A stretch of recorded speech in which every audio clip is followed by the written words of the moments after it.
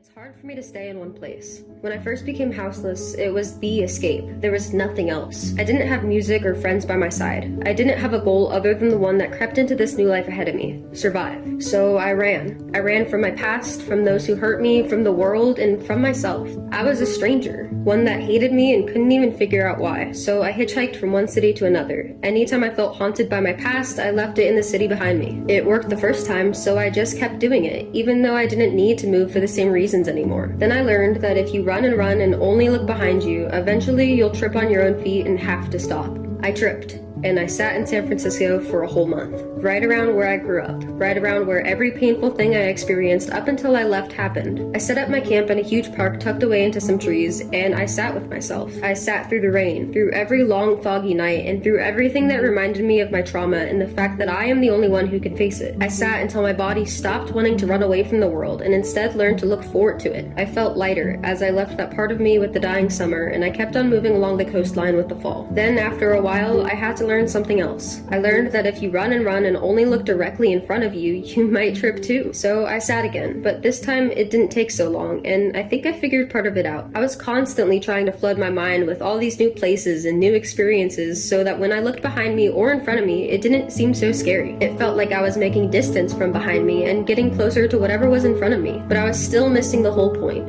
We will always only be in our present, whether we like that or not. The past and future only really exist to influence our present, to keep us moving and flowing with this strange, ineffable existence that is only moving just as much as it is still. So now I move with the world. I look around me, I look down at my feet and up at the sky. I look behind me and ahead of me, but I let it remind me that I am here right now, just as far away from everything as I am part of it, and it will always be that way. I leave a part of me in every city I go to, but I take it with me too. Nowadays, when I feel the need to move on from a city, it's not because I'm scared my trauma is about to catch up with my travels. It's because I get excited to keep flowing with the world, and therefore with all aspects of myself. I get excited to be where I am, where I will be, and to be a part of the beauty of leaving everything behind in a way that keeps it right with us. I get excited for the plants I'll see and the people I'll meet, the weird ways I'll find myself in weird places. I get excited to make use of the lessons I've learned and to just be. I still do have a hard time staying in place every now and then. I'm only human, so sometimes it is because the past is part of my present, and that's not always easy to live with and accept.